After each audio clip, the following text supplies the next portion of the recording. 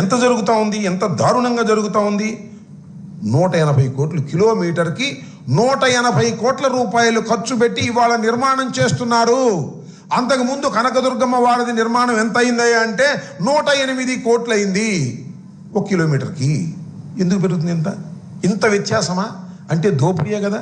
నీకు కాస్త నాకు కాస్త శీర్షకం చేసుకుందాం అని కాంట్రాక్టర్లకి బేరాలు పెట్టుకొని దోపిడీ చేసేటటువంటి ఒక దుర్మార్గమైనటువంటి దోపిడీ ఇవాళ రాష్ట్రంలో జరుగుతుంటే ఇక అద్భుతం, అమోఘం, అమరావతి గొప్పది అని చెప్పుకునేటటువంటి ప్రయత్నం చంద్రబాబు నాయుడు గారు ఎంత చేసినా ప్రజలకు నిదానంగా అర్థమైపోతుంది. రాష్ట్రంలో ఉన్నటువంటి ప్రజానీకానికి అర్థమైపోతుంది. అప్పు చేయటం, రావటం, ఎస్టిమేషన్లు పెంచటం, కాంట్రాక్టర్కి దోచిపెట్టడం, దానిలోంచి బాబు కొడుకులు సగం తీసుకోవటం. ఇంతకన్నా దారుణం ఏం కావాలని అడుగుతా ఉన్నా. ఇవాళ ఇది ఒక రికార్డ్, దోపిడీలో పెద్ద రికార్డు సృష్టించినటువంటి అమరావతి. అమరావతి అద్భుత నగరం కాదు, అమరావతి ఒక దోపిడీ రాజ్యంగా తయారైపోయింది ఇవాళ చంద్రబాబు నాయుడు గారి కుటుంబానికని నేను చాలా స్పష్టంగా చెప్పదలుచుకున్నాను. ఈ లెక్కలకు సమాధానం చెప్పవలసిందిగా కూడా నేను చెప్పదలుచుకున్నాను. ఎంత దారుణం అండి ఇవాళ.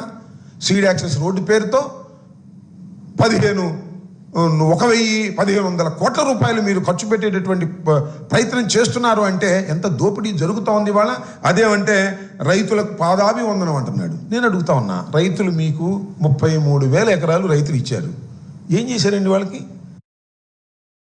కోసమే అప్పు చేస్తున్నారు తప్ప రాజధాని నిర్మించాలనేటువంటి సదుద్దేశంతో చేస్తున్నటువంటి అప్పు కాదు ఇది దోపిడీ. ఈ దోపిడీని రాష్ట్ర ప్రజానీకం అర్థం చేసుకోవాలని కూడా ఈ సందర్భంగా నేను మనవి చేస్తున్నాను.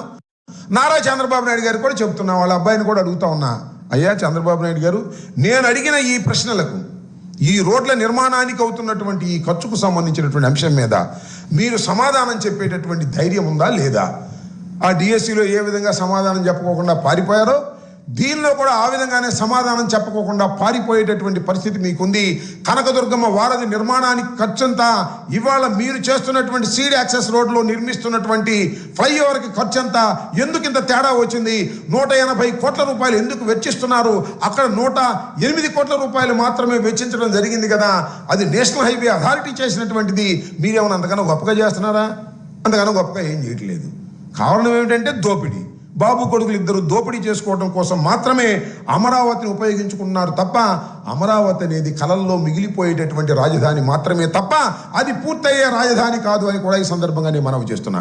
10 సంవత్సరాలు ఇవాళకి రాజధాని ఆయన ప్రారంభించి 2014 తర్వాత ఇప్పుడు దాకా మీరు చూసినట్లయితే 7 సంవత్సరాలు అధికారంలో ఉన్నాడు ఆయన.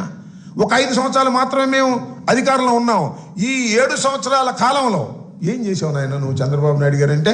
తాత్కాలికం, బ్రిడ్జి తాత్కాలికం, సెక్రటరీ తాత్కాలికం, అసెంబ్లీ తాత్కాలికం, ఇప్పుడేమో పర్మనెంట్గా కట్టే వాటికేమో 20 కోట్లు, 20 చదరపడికి 20,000, 22,000, 18,000 ఈ రకంగా దోచుకునేటటువంటి కార్యక్రమం చేస్తున్నారు.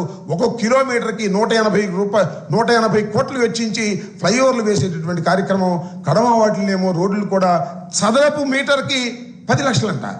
చదరపు మీటర్కి రోడ్డు వేయడానికి మిగతా చోట్ల ఆ ఫ్లైఓవర్ కాని చోట్ల 10 లక్షల రూపాయలు వెచ్చిస్తున్నారు. ఈ విధంగా అప్పు చేసి దోచుకునేటటువంటి కార్యక్రమం చేస్తున్నటువంటి ఈ కూటమి ప్రభుత్వం యొక్క విధానాలను రాష్ట్ర ప్రజానీకం అర్థం చేసుకోవాలని కూడా ఈ సందర్భంగా నేను మనవి చేస్తున్నాను. అదేమిటంటే అమరావతికి వ్యతిరేకం. అమరావతికి వ్యతిరేకం సంగతి పక్కన పెట్టండి. అమరావతిలో జరుగుతున్నటువంటి దోపిడీకి ప్రతి ఒక్కరూ వ్యతిరేకించవలసినటువంటి అవసరం ఉంది.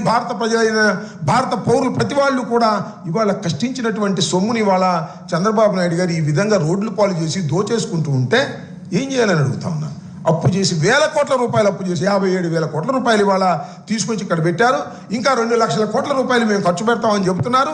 మొత్తం దీనిలో 50% దోచుకునేటటువంటి కార్యక్రమం చేస్తున్నారు. ఇది చాలా దురదృష్టకరమైనటువంటి పరిణామం.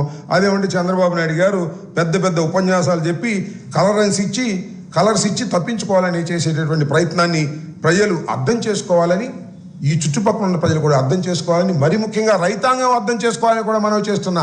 మీ దగ్గర పొలాలు తీసుకుంటున్నారు పూలింగ్ పేరుతో, మీకేమి ప్లాట్ సక్రమంగా ఇవ్వడం లేదు. అప్పు తీసుకొచ్చి దోచుకొని కాంట్రాక్టర్లు కట్టలు తీసుకుపోతున్నారు. చంద్రబాబు నాయుడు గారు కట్టలు బస్తాలు తీసుకుపోతున్నారు. అన్యాయం అయిపోతుంది రాష్ట్ర ప్రజానీకం, అమరావతి రైతులు అనేది కూడా గుర్తుపెట్టు సందర్భంగా నేను చెప్పదలుచుకున్నాను.